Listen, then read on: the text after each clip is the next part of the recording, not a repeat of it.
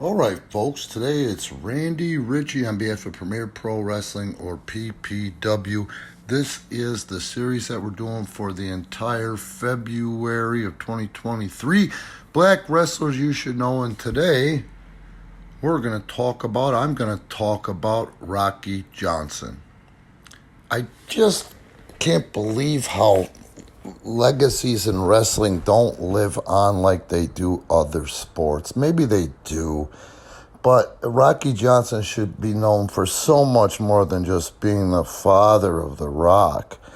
In 1983, Tony Atlas and Rocky Johnson, the dynamic duo, defeated the Wild Samoans in Allentown, Pennsylvania to become the first ever black tag team champions for the WWF. Rocky is so well traveled. Rocky's path started up in Canada. He's been all over, done everything, worked with everyone, and got over and drew money wherever the hell he was. You know, I don't understand this current indie climate today. I'm talking about these guys that call themselves wrestlers, and they know in their hearts they're not wrestlers. You know, by watching them, they're not wrestlers. All they are is big, dumb, lumpy logs that are jamming it up for the real wrestlers today. But that's okay. Nothing happens in God's world by mistake, and everything happens for a reason. But Mike Tyson said it, and Mike Tyson stole it.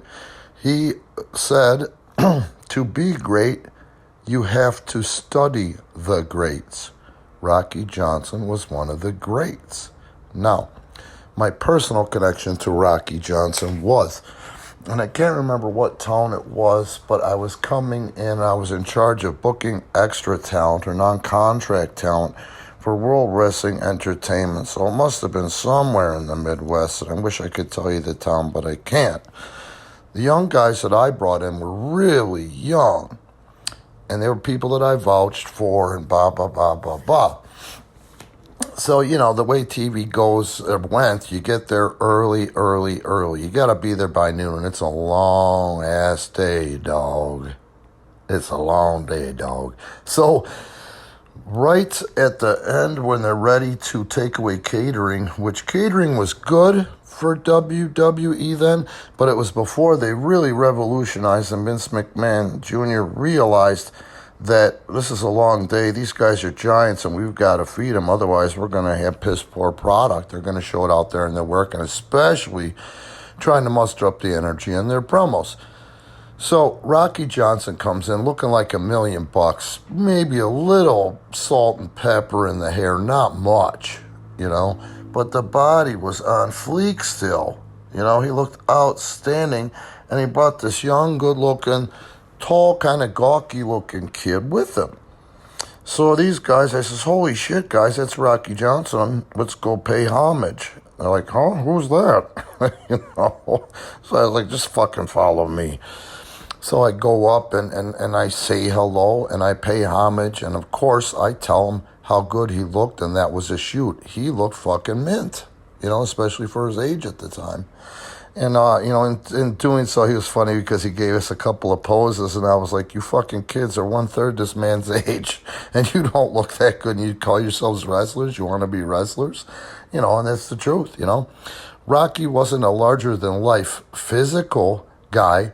He was a larger-than-life storyteller, larger-than-life personality, and one good-looking son bitch. Now, the young guy with him was, in fact, Dwayne Johnson. He had brought him up to see if he couldn't get him booked to do some extra work and meet Vince McMahon. And at the time, not because of anything other than the fact that Rocky said, this is my boy, and introduced him, I said, okay, man, you guys are a little late. Brother, get over there and sop up some catering before they close it down. But before that, you see that old guy in the back, Arnold Skolin? He's got that silver briefcase. If you don't get over there and sign for the cash now, they're going to want to mail that to you, and it's going to take 2 or 3 weeks, you know. So I just set him up with that stuff and continued on to, pay homage to Rocky and let him handle his business, not swing from his nuts. Nobody likes a nut swinger, at least Rocky doesn't. And I thought that was pretty cool because talk about right place, right time. That was Dwayne The Rock Johnson's first real introduction to World Wrestling Entertainment and the star that he's become. So there's a lot of controversy surrounding Rocky Johnson, and what I don't like about it is it happens after the man has passed, about illegitimate kids that he has everywhere, half brothers and sisters to Dwayne. I'm not going to justify that. I'm a parent, and I'm a savant as a parent. When I had kids, and now that I have even adult kids and one grandkid, you can ask anybody that knows me, I've considered parenting and grandparenting my function. That's the first and foremost number one priority. That's how I'm built. But you got to understand, in the 70s, Rocky was a young, good-looking guy and, in fact, an entertainer. There were parts of the country where wrestlers were more over than rock stars, So, I'd like to hear about some of these stories in other industries like rock and roll, you know what I mean? And one can't help but think at this point, the only reason the media or Sports Illustrated is the one that fucked with Rocky's legacy about it would give a shit about it if he wasn't the father of Dwayne The Rock Johnson, Now, again, I am not excusing the behavior, but it's something that is very common and quite the fucking issue for not just Rocky Johnson, so many in music, so many in the black community with black males. I'm Italian. The Italians have done the same thing. Back in the day, they used to believe, and black and Italian are very similar in this aspect, that a woman was born to only love one, but a man was born to love many. You see what I'm saying? The other thing I don't like is when I watch, and I first tried to get into this young Rock. Obviously, it's working because they're doing several seasons on it, but it seems like a lot of times, once again, Rock is burying his old man when his old man is not here to defend himself. And I will tell you this, talking about, for example, when Dwayne Johnson and his mother and Rocky Johnson were in and out of the Memphis territory, how broke they were and and food stamps and mom being a maid and all that bullshit, that is 100% entirely bullshit. The man who I credit for training me, Mr. Electricity, Steve Regal, was down there in the opening match at the same time as one of Rocky Johnson's longest runs, making $800 a week. Rocky was a mid to upper Carter. He was on after intermission and sometimes in the main event. Now, the honest to God's truth, in the late 70s, mid to late 70s, Rocky Johnson, from his salary alone, was making at least $1,000 a week, which you can check the books. That's a lot of money then. That's not mama has to be a maid and all that happy horse shit. That's bullshit just to make The Rock look more like an underdog, like he needs it. Now, I understand being pissed off at your parents. Hell, I wrote the book of being pissed off at your parents. My parents threw me out at the age of 15, never to return. I had no parents. I didn't have a father up to that point because my father is an alcoholic and addict, now in recovery. My mother, also an alcoholic and really, really, really hammered by the disease of alcoholism, okay? Leaving home at 15 with no direction. I had one person that I had to give access to because she couldn't keep up with me that loved me unconditionally, and that was my grandmother. That was enough to make a difference in my life and ever getting me to cross the line doing something that I couldn't turn back from with my anger. I understand people have pain and issues today. I've had pain and issues today, but I've never, well, I guess I did when I was a kid, I've never blamed anyone else for my fuck-ups or my feelings or my, in fact, PTSD and depression that I have today, in my adult life, except for me. Get to work, be grateful for what you had.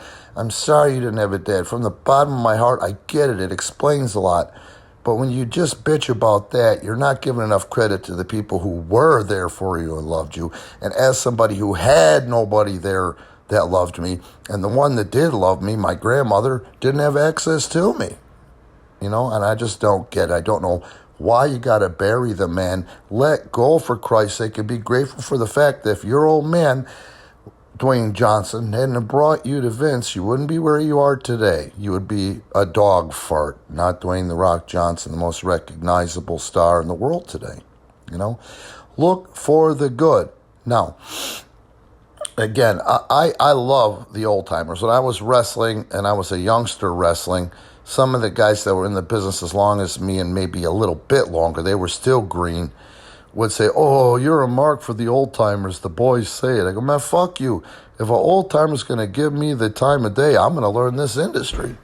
That's why I say not going over to say hello to Rocky Johnson when I would see him places. And that wasn't the last time I saw him or whatever. When I go over to greet them, I go in and I shake their hand. I don't bow like a mark. I don't bow like the Japanese do, but my head is down in humility, making eye contact. And those men should be honored. I'm not going to look at it in the wrestling industry.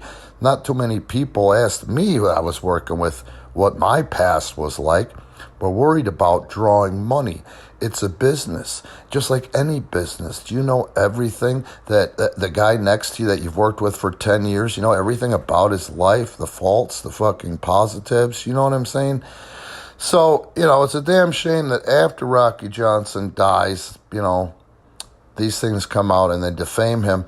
And he's not the only one. I'm not going to list names, but I don't understand why some people who are more popular and renowned than Rocky Johnson and almost as renowned and known as Dwayne Johnson do in fact have illegitimate children that they blew off, but they get a pass. Makes no sense to me. All right, guys, again, we're going to do one of these a month. We're doing Black Wrestlers You Should Know, Randy Ritchie, Premier Pro Wrestling. Note that there's no YouTube ads on here, so please support Premier Pro Wrestling on Pro Wrestling Tees.